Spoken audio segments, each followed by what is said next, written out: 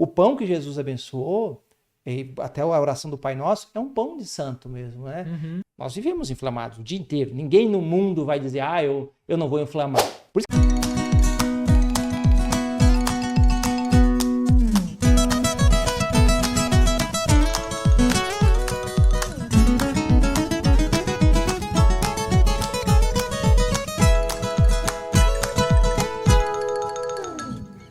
o pão virou um satanás, cara. E ele não é esse diabo todo. E a gente precisa colocar realmente o tamanho do chifre desse bicho. Porque ele realmente não é mais saudável. Mas até que ponto eu posso comer, o que tipo de pão que eu posso comer, que tipo de farinha que eu estou comendo. Tem pessoa que parou com o pão, está comendo pão que não vem do trigo e tá virando diabético. Bom, vai me perguntando aqui, sabe? A gente tem que cuidar. Desculpa falar, sabe? Eu acho que me agonia porque o meu serviço, ao invés de eu ficar pesquisando coisa nova, eu tenho que ficar pesquisando o que os profissionais estão falando para as pessoas não adoecerem mais ainda. Porque é bem complicado. É chato, né? E assim, boa parte das vezes, eu tenho falado bastante isso, assim, que o fato do paciente e as pessoas estarem pesquisando mais sobre tudo, eu acho muito interessante. O problema é a fonte onde esse cara está pesquisando. E às vezes o trabalho da gente é exatamente esse, é direcionar a pessoa para a fonte certa. E eu tenho falado isso muito para os meus seguidores. Cara, pega alguém que você sentiu que está te transferindo ali uma certa confiança e né? segue a linha dele. Porque você vai ver que um fala A, outro fala B. Um fala bem da margarina, outro fala mal da margarina. Cara, pega alguém que você sente ali que faz sentido e segue a vida. Porque no final das contas, o que vai determinar que você siga ou não aquela pessoa são os resultados que você tem. Né? Mas falando sobre o pão, como é que uma coisa tão abençoada, se você pegar toda a história bíblica lá, você vai ver que Jesus fala de pão, todo mundo fala de pão e tal. Como é que uma coisa tão abençoada acaba se tornando a tragédia que é o que a gente está vendo hoje? Então, doutor Júlio, o pão não foi feito para servir de alimento. Não está lá no Éden pão. Ok? Mas existem alimentos que saíram depois e a gente pode estar comendo. Alguém em algum momento da história, não sei quem foi, pegou um trigo, esmagou ele, fez uma farinha, não sei se caiu um pouco de água em cima, não sei o que fez, que a pessoa inventou uma farinha e fez um pão. Entendeu? Com as suas técnicas, a gente vai estudar sobre essa questão de fermentação, enfim. Mas ele era um produto, o trigo não foi feito para virar pão. Ele se tornou pão depois de um tempo. E não teve problema nenhum. O nosso corpo assimilava muito bem. O pão que Jesus falou, o pão que se comia no antigo Israel e ao redor do mundo todo, ele era um pão feito de uma farinha de trigo e de um trigo realmente original. Uhum. Os cromossomos de um trigo original tem 3 vezes menos cromossomos em um trigo original do que um trigo moderno. Existe uma mudança genética nesse alimento, um acrescentar de drogas para essas farinhas poderem crescer melhor, um refinamento desse trigo, dessa farinha de trigo, que mudou toda a história. Entendeu? Então, o pão que Jesus abençoou, e até a oração do Pai Nosso, é um pão de santo mesmo. Né? Uhum.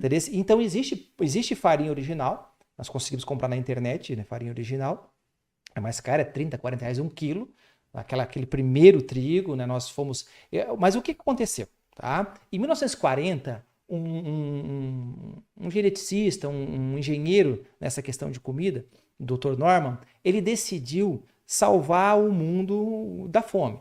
Ele era americano, foi para o México, chegou lá, viu pessoas que estavam passando muita dificuldade, ele passou muita fome quando era jovem, e aí ele disse, não, eu vou criar um superalimento aqui, já que o trigo tem propriedades nutricionais violentas. Quando a gente fala que o pão é calórico, e ele é calórico, né? E a pessoa se assusta que ele é calórico, mas essa caloria não tem nada a ver com coisa que faz mal. Ele é calórico porque ele é super nutritivo. O pão é poderoso. Tanto é que a dieta mediterrânea é pão, peixe e azeite. Uhum. E se vive um monte com isso.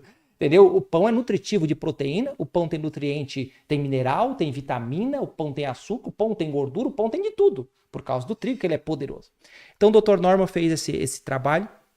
E como o trigo era muito pequenininho, e ele não dava muito cachinho, e ele também era muito fraco, dava uma ferrugem muito poderosa, ele pegou e foi mudar geneticamente isso aí. A mudança geneticamente, existem técnicas de mudança, né? Uma delas chama-se DNA recombinante, não vou explicar aqui, que é 1 hora para explicar isso aqui, e eu pego alguma informação de uma planta ou de alguma coisa e coloco na outra. Isso é uma mudança dentro do próprio DNA. fraco, pequeno e produzia poucos cachinhos. Ok? Não vai sustentar o mundo inteiro. O que ele pegou? Ele pegou um gene de girassol.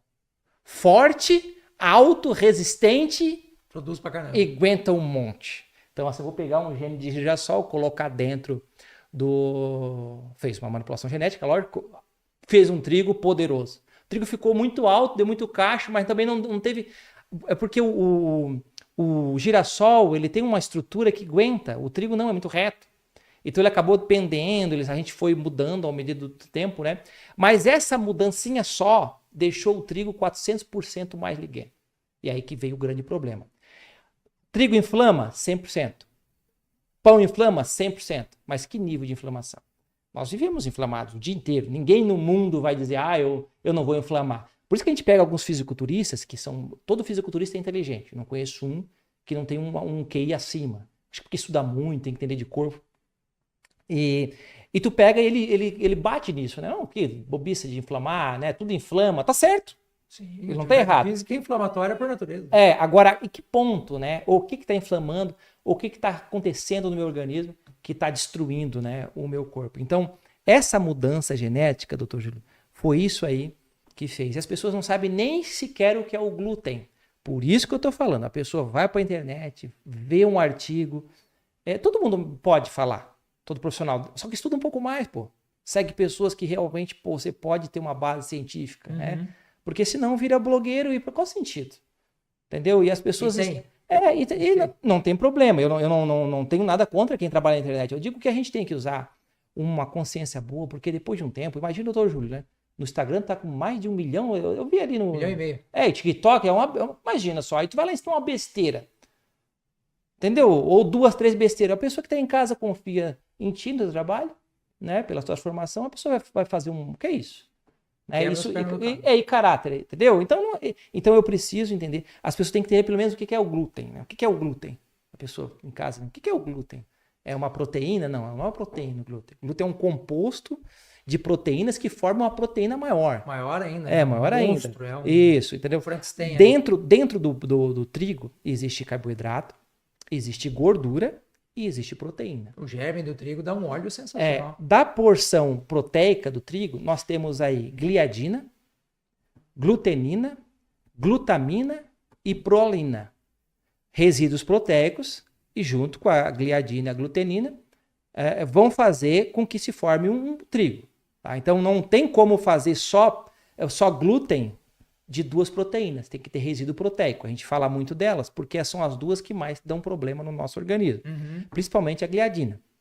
Então forma tal da beta-gliadina no intestino. É isso aí. Mas a glutamina é um produto ótimo para o intestino. Sim. Como é que a glutamina que tem no pão vai fazer mal para o intestino se ela é curativa? Entendeu?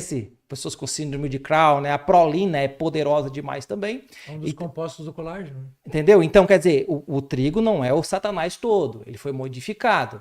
Existe uma dose, uma quantidade certa para usar de pão por dia ou algumas vezes por semana. Eu vou explicar até a forma certa de usar ele. Tá, então vamos lá. Então, por que o pão fica pão? Nenhuma farinha do mundo vai virar pão dessa forma que o trigo faz.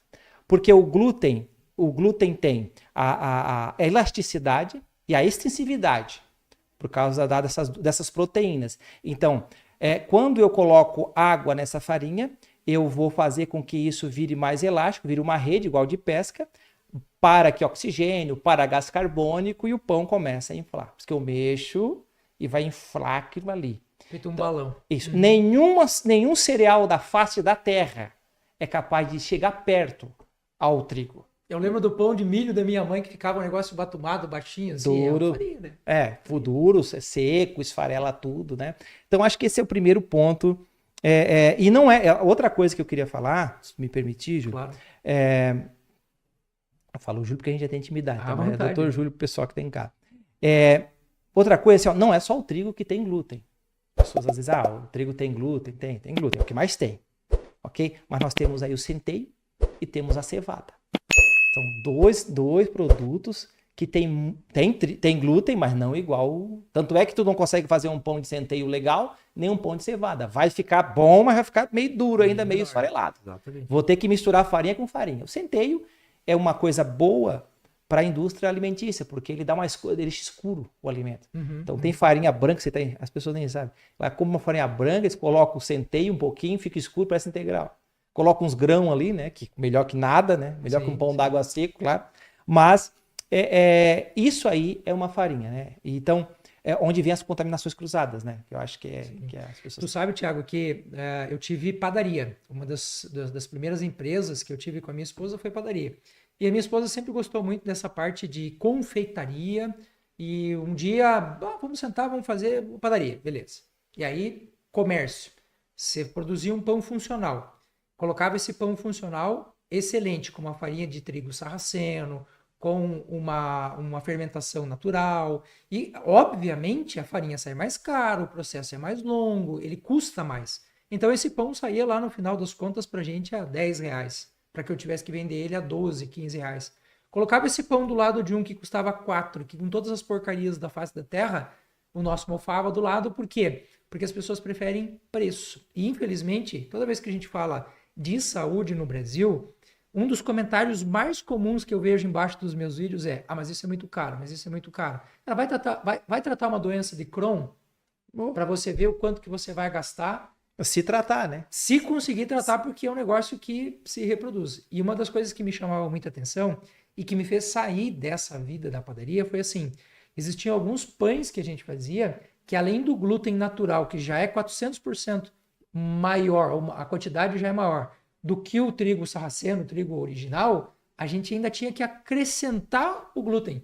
Ele vinha a farinha do glúten para você deixar aquele pão mais fofo, mais bonito e tal.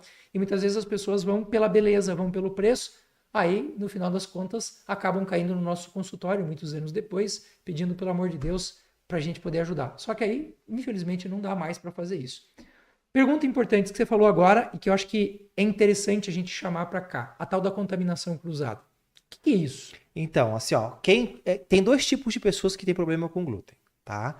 O intolerante ao glúten, que é aquele cara que já tem uma intolerância, e aquele cara que é celíaco mesmo. Ele já tem um padrão, a gente vai falar sobre imunidade daqui a pouquinho, já tem um padrão, e ele tem que se cuidar mais do que com o intolerante. O celíaco de verdade, ele já desenvolveu anticorpos para aquilo ali, ele passa mal mesmo. Porém, tem uma ressalva que eu queria passar, porque todo problema alimentar, mas principalmente relacionado a glúten, tem fundo psicológico, tá? Não da causa da intolerância, mas a pessoa fica meio neurótica, sabe? Se ela passar perto e cheirar, ela já pira. Então não é assim, tu pode ser o celíaco que for, não vai comer um pedaço de pão e vai morrer, sabe? A pessoa criou como se ela não ela criou uma coisa muito grande na cabeça dela. Então, eu acho que a primeira coisa da contaminação cruzada, segura um pouco, porque a gente é exagerado um pouco nas nossas emoções. E quem se cuida bem, quem se alimenta bem, pode ficar meio fanático. Eu vejo isso em consultório, tá? Tem um cara que realmente não pode nem passar perto, mas tem gente que já só por pensar em comer aquilo já faz mal. E às vezes só está intolerante aqui também. E para descobrir, a gente vai falar daqui a pouco sobre exames, que é bem complexo. Não é fácil descobrir se é intolerante ao glúten, não, tá? Então, contaminação cruzada é aquele alimento que foi processado, né, foi manipulado perto de algo que tem glúten. Por exemplo, a aveia não tem glúten.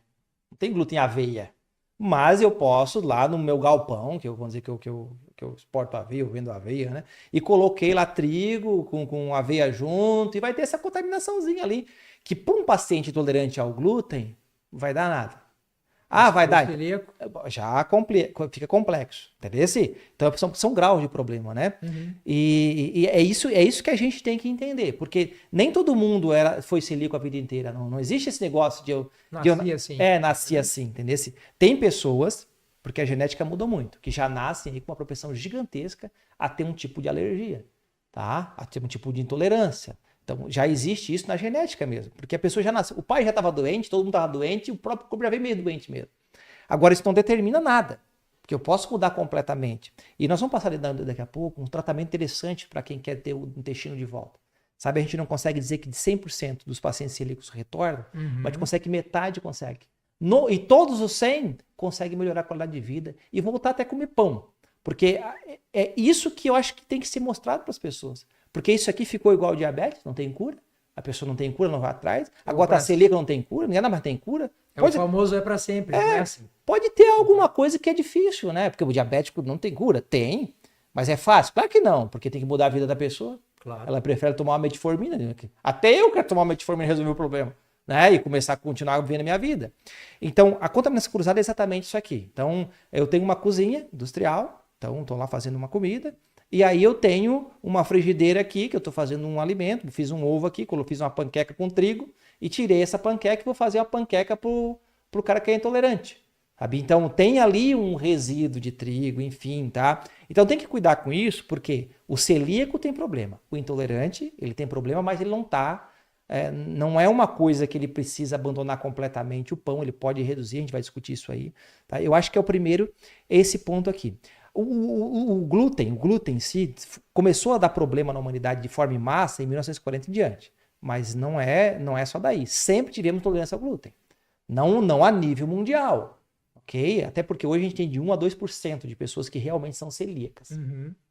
Né, de população. Então, essa descoberta toda de que o pão realmente faz mal é que mostrou a nossa necessidade de melhorar. Eu trouxe uma imagem, doutor Júlio, eu vou até pedir para a menina colocar, da tua equipe ali, uma imagem, vou te mostrar aqui também, depois ela coloca lá pro pessoal, né? Essa imagem aqui, ó, você que está em casa, você vai ver do lado esquerdo da sua tela, tem um intestino por dentro, do lado direito também tem, mas ó, do esquerdo aqui, né, da sua casa, você vai ver que tem umas garrinhas. Aquilo ali, doutor Júlio, chama-se vilosidades do intestino. O intestino tem uma garrinha. É como se fosse um pneu novo de carro, né? E o pneu velho não perde as garrinhas? Então, olha só, o intestino saudável e o intestino celíaco. Ele perdeu as garrinhas. O intestino que perde a garrinha, eu não conheço... Volta para nós aqui. Volta para nós, depois eu posso botar a imagem de novo. O intestino que perdeu a garrinha se ferrou. Porque aquelas garrinhas, naquelas garrinhas, você que tem em casa, ali que ficam os vasos sanguíneos. O intestino vai fazer todo o metabolismo, a gente vem desde a alimentação, comendo, mastigando, enfim, chega no intestino, enfim, vai chegar geral, do intestino em diante vai para o sangue. Entendeu? Então os vasos sanguíneos são responsáveis por absorver, pegar os nutrientes intestinais. E se eu sou celíaco e não tenho mais garrinha, não tenho vaso sanguíneo. Por isso que o paciente celíaco é desnutrido. Quase todos. Entendeu? Ele é desnutrido, porque ele não tem nutrição. E nessas garrinhas temos vasos sanguíneos que pegam minerais, pegam vitaminas, pegam tudo que é interessante para o teu corpo tá ali, para virar sangue, enfim. Mas ali tem vasos linfáticos, que vão pegar gordura, que é outro grande problema. Aí tu vai comer um abacate, já também não tem velocidade, não tem ômega 3, não tem ômega 6, não tem ômega 9, também já vai adoecer geral.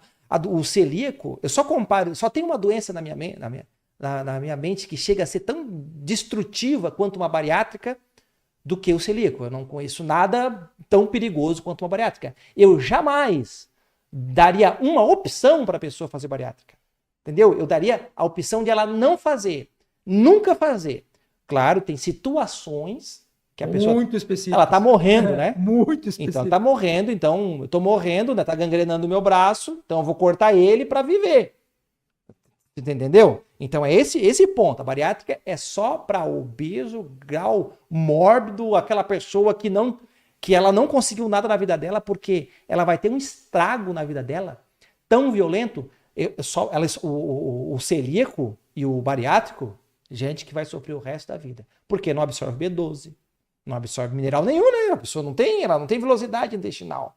Então acaba perdendo. Mas tem outra coisa que pode acontecer. Vou mostrar essa outra segunda imagem também, que eu quero mostrar aqui para o doutor Júlio também.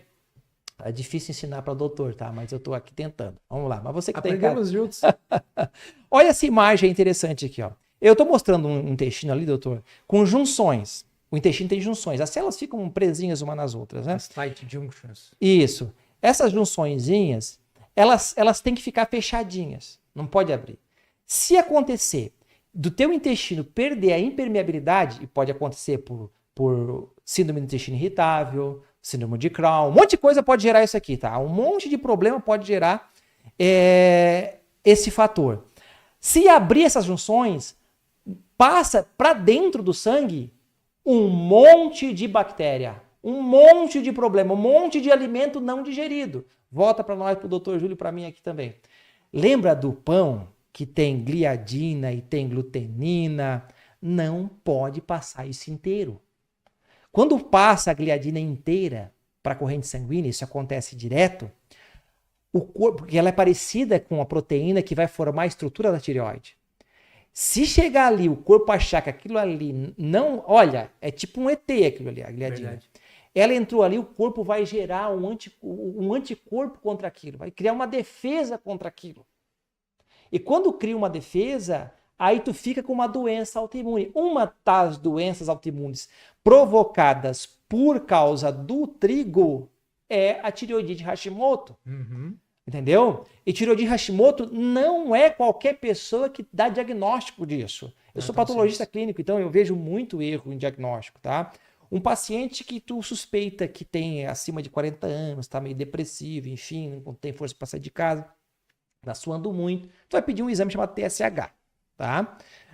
Pega a visão aí. O TSH. O TSH é um hormônio cerebral produzido por uma glândula do cérebro chamada hipófise. Antigamente chamava-se pituitária, mas é das antigas, pessoal, que a medicina antiga vai entender, é a pituitária.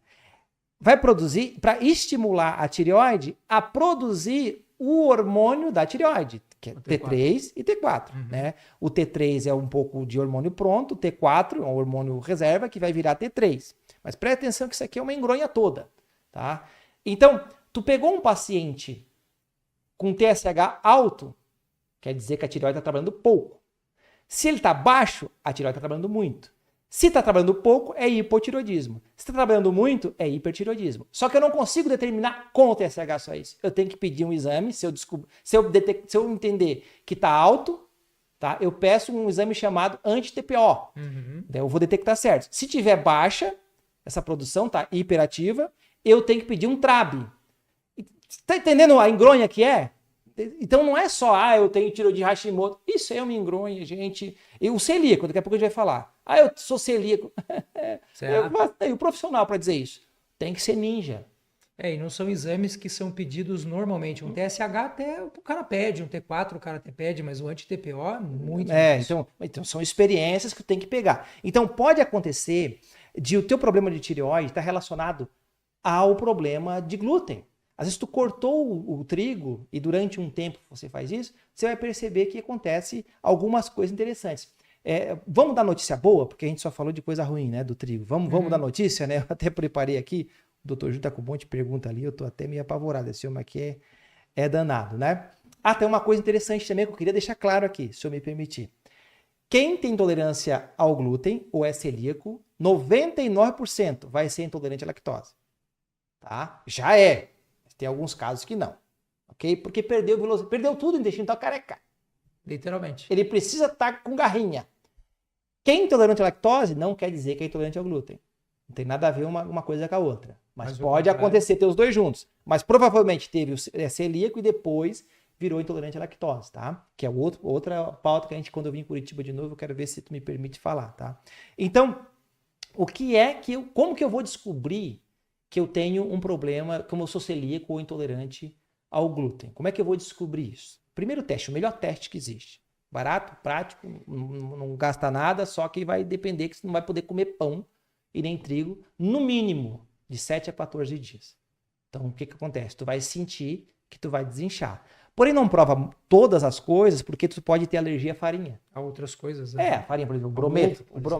Ou o ovo dali, muita coisa pode ser daquele pão ali.